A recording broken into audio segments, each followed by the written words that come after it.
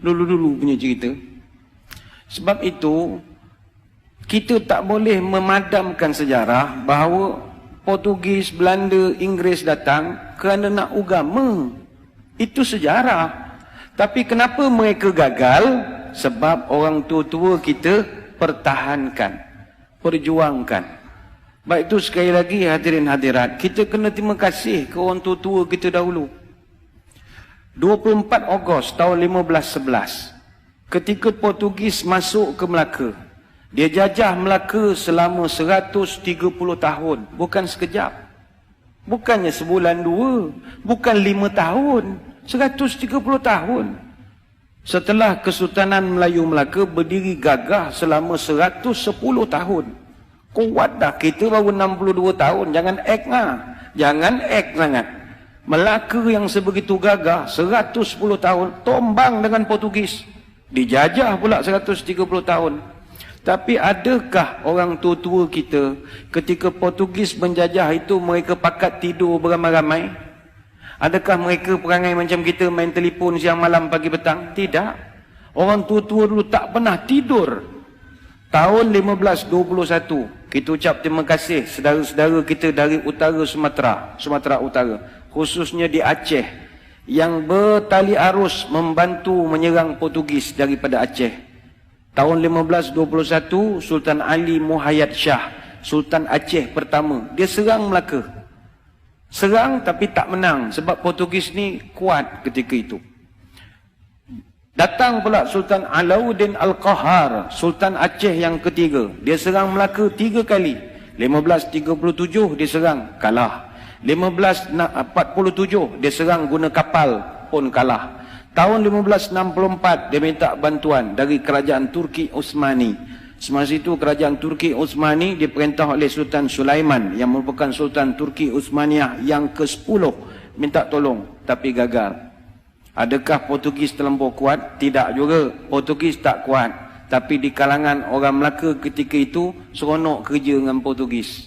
Jadi dia orang dah dapat gaji, ada allowance, ada pangkat, ada apa. Dia orang pula mempertahankan Portugis siang malam pagi petang. Jadi Portugis main wayang sajalah. Orang-orang kita yang berlawan sesama kita. Kemudian Sultan Ali Riayat Shah, Sultan Aceh yang ke-9, serang Melaka 3 tahun berturut-turut. 1573, 1575, 1577. Tapi tak menang, pembelot ramai. Sambung balik Dik Sultan Iskandar Muda, Sultan Aceh yang ke-12. Dia serang 2 tahun, 1615 dengan 1638. Hasil daripada serangan demi serangan bertali arus, akhirnya Portugis lemah. 1641, Belanda datang. Bila Belanda datang, orang Aceh dah penat dah menolong. Orang tempatan masih lagi seronok dengan baju uniform, dapat apa, komen seronok, dapat jadi pegawai kerajaan, jadi orang pencen. Tak ada dia berjuang melawan Belanda dah.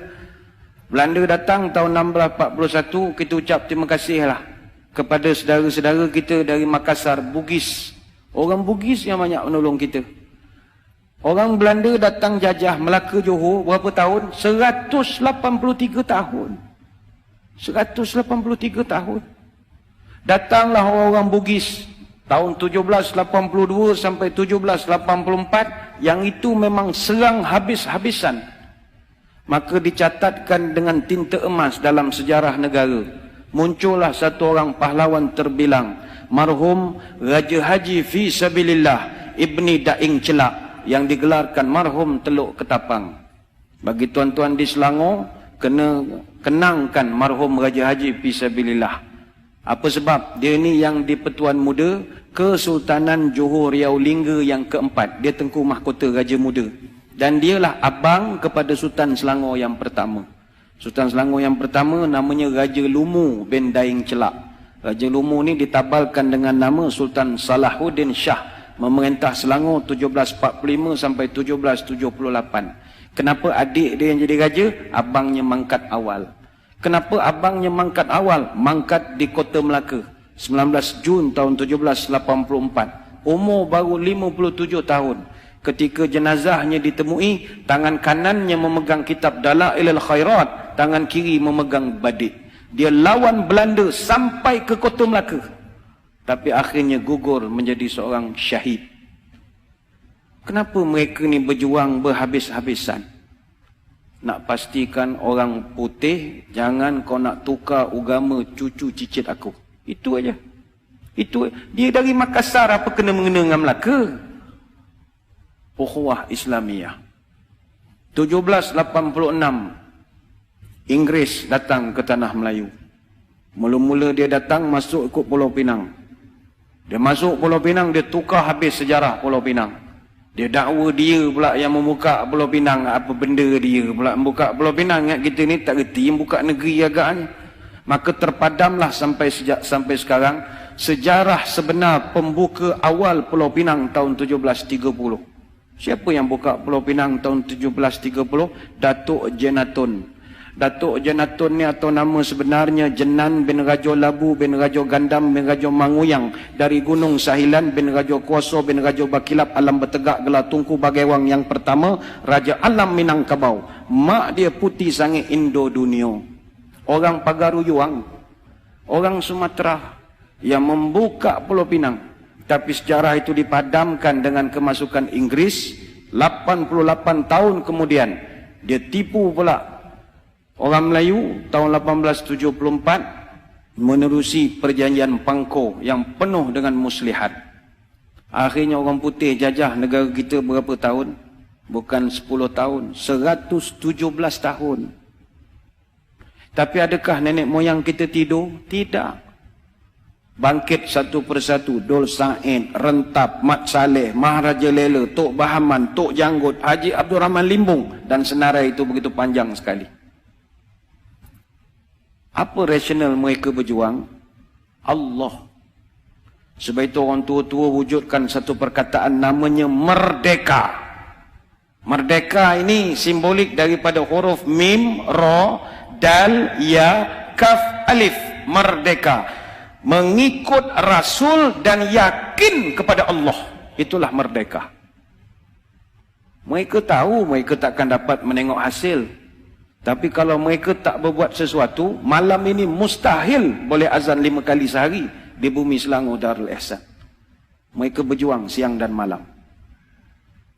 Sebab itu hadirin hadirat yang dirahmati Allah sekalian, perjuangan orang tua-tua ni kita kena terima kasih. Mereka berjuang lagi dan lagi dan lagi dan lagi dan lagi dan lagi dan lagi dan lagi dan lagi sampai kita tidak ada lagi. Adapun anak cucu dia, apa perjuangan dia untuk agama dan tanah air? Yilek. Tak ada. Yang dia fikir perut dia, anak-anak dia, dan main handphone siang malam. Itu sajalah kerja. Tak ada. Ni bukan orang sini, ni orang Kuantan. Orang sini semua bagus. Sini semua fikir masalah umat semua. Kang keluar video marah pula orang Kuantan. Orang Afrika. Kang kena gam pula Kuantan kang. Orang Afrika. Maka sewajarnya sebab kita sebagai generasi selepas merdeka, hayatilah semangat pengorbanan ini. Habis nak korban apa lagi Ustaz? Semua dah okey, saya kerja pun dah pencen, anak pun dah kerja, masuk universiti, nak berjuang apa? Marilah kita pertahankan kemerdekaan ini, khususnya mempertahankan kesucian akidah ahli sunnah wal jamaah. Sekarang ini zaman cabaran kita gugat akidah. Itu lain. Kalau dulu orang nak cabut akidah, kalau sekarang ini dia goyangkan akidah. Inilah perkara yang pernah disebut oleh baginda Nabi SAW. Badiru bi'amal fitanan qaqtita'il lail muslim.